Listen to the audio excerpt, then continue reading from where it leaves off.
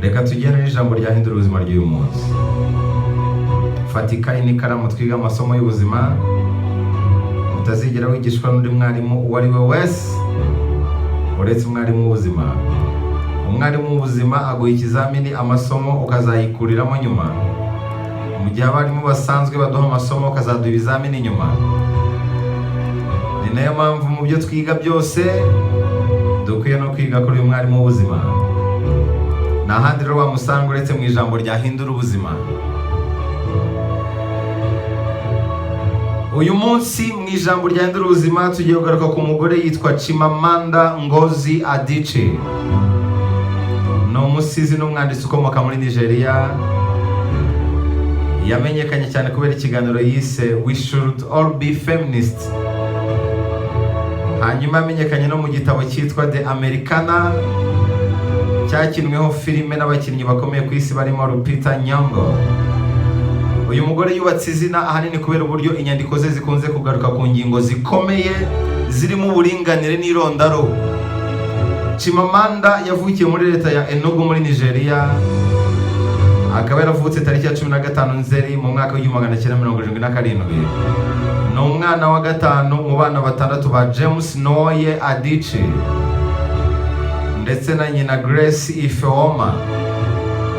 Chimamanda ari mu birabura bakomoka ku mugabane wa Afurika bakunze kumvikanisha ijwi ryabo batanga igisobanuro cy'uburyo bumva inyito feminist ihabwa abantu bihaye intego yo guharanira uburenganzira bw'abagore.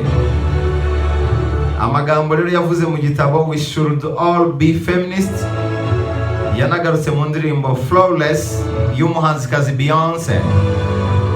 Yashishikarizaga abagore kurushaho kwiyumvamo ubushobozi no kwibonamo ubwiza. Chimamanda muri 2008 yaje ku mwanya wa kabiri ku rutonde rw'abanyafurika 50 bavuga ari kumvikana rwakozwe na Forbes. Uru rutonde rwanajeho umunyamabanga w'umuryango w'ibihugu bivuga igifaransa OIF, Louise Mushikiwabo. Yaje ari ku mwanya wa 5. Nyuma y'umwuga we, Chimamanda yashakanye na Ivara Esege. Bashyingiranywe muri 2009 bakaba bafitanye umwana umwe. Amwe mu magambo rero yavuzwe na Chimamanda binyuze mu bitabo n'ibiganiro bitandukanye yahinduye benshi. Nawe wumva ikiganiro Inzu y'Ibitabo yahindura ubuzima bwawe. Chimamanda yigeze kuvuga ngo inkuru yatesheje agaciro abantu ni nayo nkuru yasana ako gaciro katakaye. Reka inkuru zawe zibe izo gusana aho kuba izo gutesha agaciro abandi. Yaravuze ngo nugumya mu mwimerere wawe abantu bazagukundira uko uri kandi abo nibo bazaba bagukunze bya nyabyo.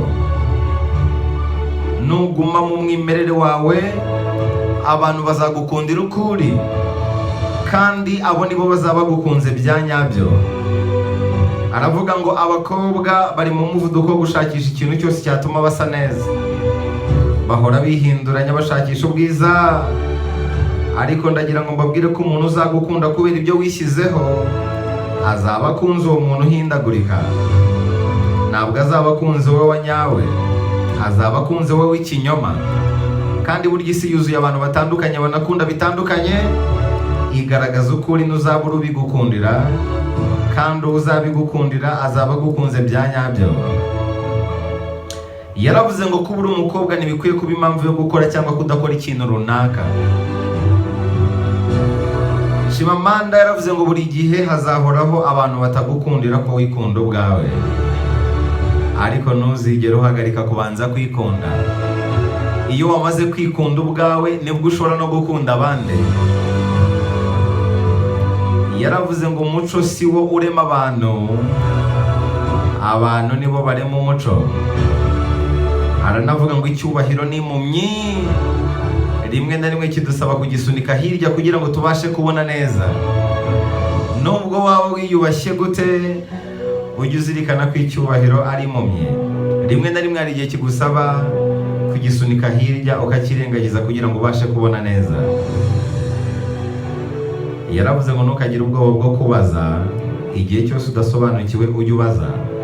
Ni bibi cyane gusubiza utabanje gusobanukirwa neza ikibazo kuruta kubaza ugamije gusobanukirwa nacyo. Niba udasobanukiwe baza, niba wumva utewe ipfunwe no kubaza, uvuga ko wumva utabasha kubaza ariko byanga bikunze ubaze. Aranavuga ngo tega amatwi kenshi gashoboka, kuko burya abantu benshi icyo baba bakeneye ni ugutegwa amatwi. Nubwo utagira icyo ubikora ariko ugatega amatwi. Chimamanda yaravuze ngo umuco waremye ikintu gitangaje ku mibonano mpuzabitsina, aho abagore bahenze ubwenge abagabo. Abantu bumva ko imibonano ari ikintu umugore aha umugabo, biba bimeze nk'umwenda, nk'aho umugore hari icyo atakaza iyo bigenze bityo. Ibi ngibi ni ubujiji. Ndashaka ko turera abakobwa bacu mu buryo butandukanye n'ubwo ngubwo.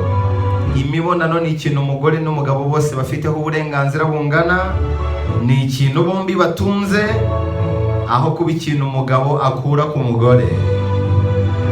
Yitwa Chimamanda. Imibonano ntabwo ari ikintu umugore aha umugabo, ni ikintu bombi bahana. Chimamanda yaravuze ngo twigisha abakobwa kugira isoni, tukababwira tuti bumba amaguru yawe, ambara neza ikwize, wicaye nabi. Kuri Chimamanda ngo dutuma biyumvamo ko kuvuka ari abagore bagomba guhora bishinja ikintu runaka. Chimamanda yaravuze ngo ikibazo cy'uburinganire ni uko busobanura uko tugomba kumera, aho kumenya uko tumeze. Aranavuga ngo sosiyete yacu yigisha umukobwa ko byacitse kuba agize imyaka runaka atararongorwa, imwigisha ko yarengeje igihe, ko byadogereye, ko yananiwe, ko yagumiwe n'ibindi byinshi cyane. Mu gihe umugabo ufite imyaka ingana nk'iy'uwo mukobwa we, sosiyete imufata nk'aho atarabona amahitamo neza y'uwo azarongora. Umusore n'umukobwa b'imyaka 30 batarashaka, umugabo afatwa nk'aho akiri guhitamo, mu gihe umugore afatwa nk'aho yagumiwe.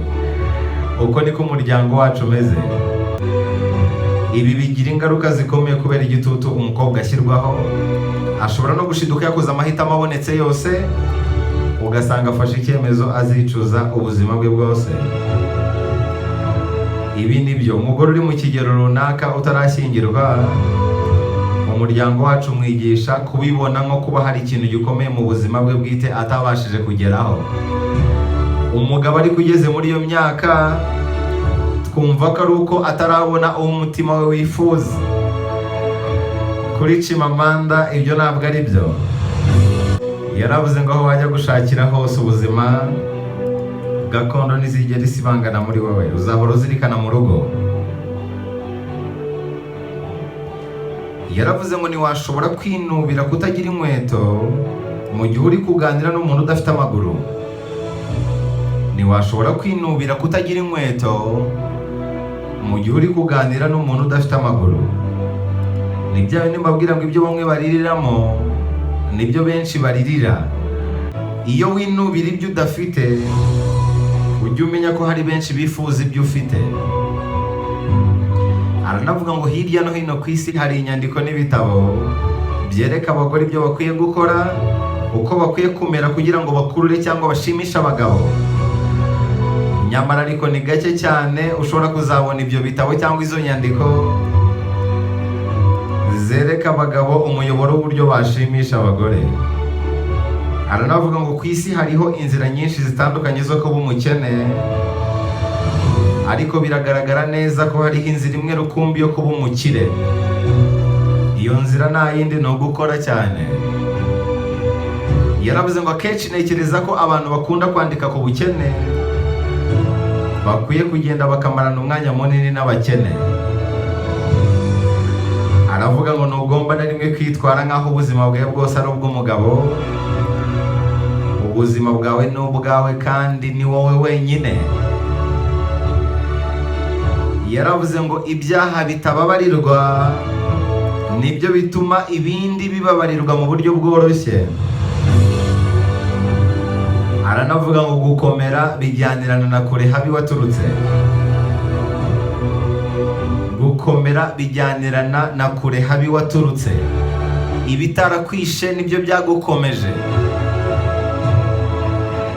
Yaravuze ngo sosiyete itegeka ko kuba ndi umugore, mu byo nteganya byose, amahitamo yose nzakora, gushyingirwa bigomba kuba mu by'ibanze, gushinga urugo ntibigomba kubura muri gahunda zanjye, nuko sosiyete itegeka.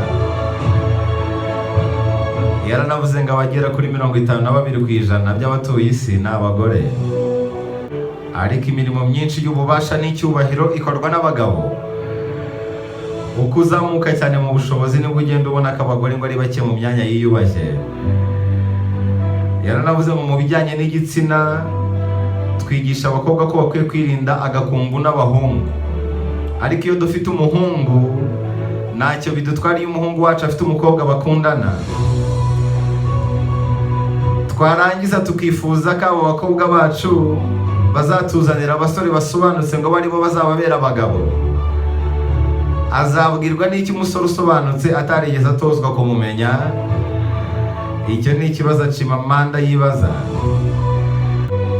Yaravuze ngo isi ni yacu twese. Abantu bashushanyije ikarita y'isi bahisemo gushyira ubutaka bwabo hejuru yacu.